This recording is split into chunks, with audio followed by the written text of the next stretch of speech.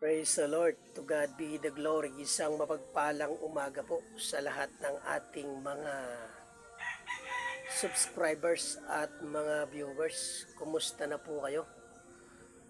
At muling pagbabalik po sa PMCC YouTube channel. At sa araw po na ito ay araw ng linggo. Ay meron po tayong panibagong content mga kaibigan. At ang content nito ay mensahe po natin sa Sunday School. At sa mga pagkakataong ito ay masusumpungan po dito sa aklat ng John chapter 15 verse 16. Ganito ang sinasabi,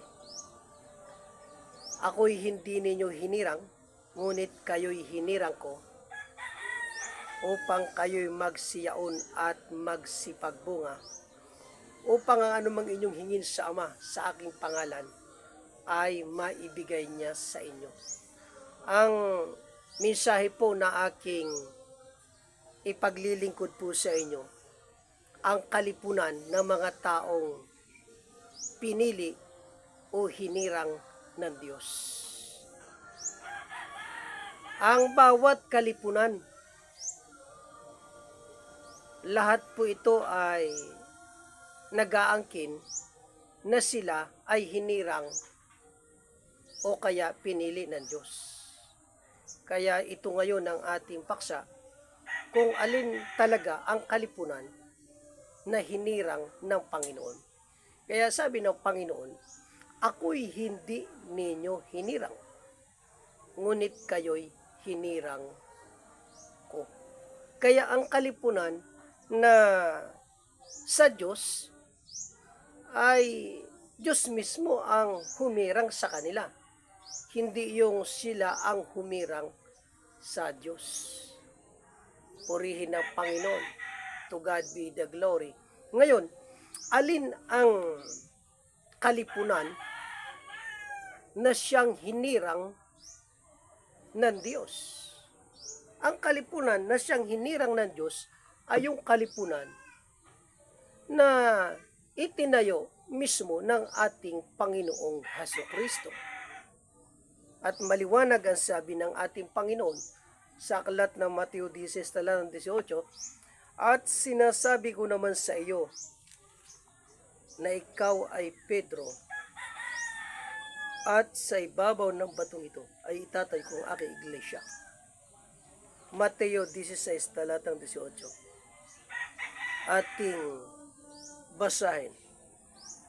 "At sinasabi ko naman sa iyo na ikaw ay Pedro, at sa ibabaw ng batong ito ay itatayo ko ang aking iglesia, at ang pintuan ng Hadis ay hindi magnanaig laban sa kanya." Kaya yung iglesia na siyang kalipunan ng mga hinirang ng Diyos ay yaong iglesia na itinayo ng ating Panginoong Hesukristo. At itong kalipunan ito ay hindi ito pagtatagumpayan ng kasalanan ni ng kamatayan. Kaya sabi niya, "At sinasabi ko naman sa iyo na ikaw ay Pedro, at sa ibabaw ng batong ito ay itatayo ko ang aking iglesia." Kaya yung iglesia na siyang kalipunan ng mga hinirang ng Diyos ay yung iglesia na itinayo ng Diyos sa pamamagitan ng ating Panginoong Hesukristo. Purihin ng Panginoon. Madaling makilala, mga kaibigan at mga kapatid, ang iglesia na siyang itinayo ng Panginoong Hesukristo. Siyempre, ang Panginoon ang nagtayo, alangan ba naman ito ay ipapangalan pa ito sa iba? Kundi ito ay tiyak, nakapangalan ito sa ating Panginoong Hesukristo. Kaya sabi niya, "I will build my church." Itatayo ko ang aking iglesia. Kaya ang pangalan niyan ay either na Church of God o di kaya Church of Christ. Purihin ang Panginoon. To God be the glory. Kaya yung iglesia na siyang kalipunan ng mga tinawag ng mga hinirang, pinangungunahan ito ng mga apostol na mismo isinugo ng ating Panginoong Hesukristo. Praise the Lord. Sa 1 Corinthians chapter 6 o ng Corinto chapter 12 verse 28, ganito ang sinasabi, at ang Diyos ay naglagay sa iglesia una-unay mga apostol. Kung iyong papansinin, ang iglesia sa Jerusalem, may mga apostol. Pinangasiwaan ng mga apostol. Gayon din ang iglesia sa Hintil, sa Corinto. Sabi ni Apostol Pablo, ang Diyos ay naglagay sa iglesia una-unay mga apostol.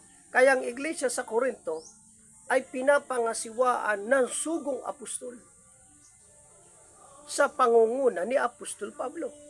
Kaya mga kaibigan, mga viewers, kumusta po kayo? Ang iyo bang kalipunan na kinabibilangan na siyang nag-aangkin din na sila ay hinirang ng Diyos? Iyan ba ay pinapangasiwaan ng sugong apostol? Hindi lang basta nag-claim na siya'y apostol, kundi dapat isinugo mismo ng Panginoon. Purihin ang Panginoon. Kasi ang tunay na mga apostol, mismo ang Diyos ang nagsugo. Kaya sabi, ang Diyos ay naglagay sa iglesia una-unay mga apostol. Kaya praise the Lord at biyaya ng Diyos sa iglesia po na ating kinabibilangan, ang Pentecostal Missionary Church of Christ Fort Watts, dito ang Diyos naglagay ng apostol. Diyos mismo ang humerang, Diyos mismo ang naghalal, hindi po tao. To God be the glory. Praise the Lord. At yan ang sinasabi ng salita ng Diyos na sa Luke chapter 11 verse 49, according to the wisdom of the Lord, I will send prophet and apostles. Buhat sa karunungan ng Diyos, ang susuguin ng Diyos ay mga propeta. And the Old Testament, but the New Testament ay mga apostol. At ang pagsusugo ng apostol ay hindi nagwakas kay Apostol Pablo. Hanggang sa ating panahon sa end time, ang Diyos naghalal ng apostol at patuloy na maghalal ang Diyos ng apostol. Purihin ang Panginoon. Pag may iglesia, may tunay na apostol. Hindi pwedeng tunay na iglesia ay walang tunay na apostol. Kaya ang kalipunan ng mga hinirang ng Diyos ay pinapangunahan ng mga apostol. At praise the Lord, sapagkat sa ating panahon, ang Diyos ay naghalal muli ng panibagong apostol. To God be the glory. Kaya dahil ang pagtawag ng Diyos upang pangunahan ang kanyang mga hinirang, nagpapatuloy yan. Sa aklat ng Romans chapter 11 verse 29, sabi, ang pagtawag at ang mga kaloob ng Diyos ay hindi nagbabago. Ang kaloob ng Diyos ay nagpapatuloy tulad ng pagka-apostol, pagiging propeta, pagiging pastor at evangelist at mga guro. Praise the Lord. To God be the glory. Kaya maliwanag na sinasabi ng Panginoon sa Ephesians chapter 3 verse 5, sabi nung unang panahon, hindi ipinakilala sa mga tao na gaya ngayon ipinahayag sa kanyang mga banal na apostol. At ito ngayon ang iglesia na siyang kalipunan ng mga hinirang. Ano ang layunin ng pagkahirang ng Diyos sa atin? Sabi, upang tayo ay maging mabunga. Mahalaga ang magbunga, sapagat ang hindi nagbubunga, aalisin ng Panginoon. Puputulin ng Panginoon. Number 2, ang mga chosen people of the Lord. Sabi, we are chosen by the Lord. Ang layunin upang sa pagkahirang ng Diyos sa atin ay bigyan natin ng karangalan, kapurihan at kaluwalhatian ang Panginoon. Sa kalagayang ito'y tinawag kayo sa pamagitan ng aming ibanghilyo upang magkamit ng kaluwalhatian ni Kristo. At salamat sa Diyos, we are called by the Lord, sabi, upang kamtan natin ang kaluwalhatian ng Panginoon. Maluwalhati natin ang Diyos, maparangalan natin ang Panginoon. The purpose for the choosing of God to all of us, number 3, upang tayo'y maging katulad ng ating Panginoon. To be like Him. Pag nahayag ang Panginoon, tayo ay magiging kagaya ng Panginoon. Kaya mga kaibigan, mga kapatid, ito ang iglesia na siyang kalipunan ng mga hinirang ng Diyos.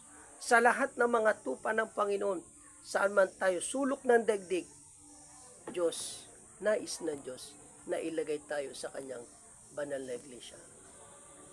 Purihin ang Panginoon. To God be the glory.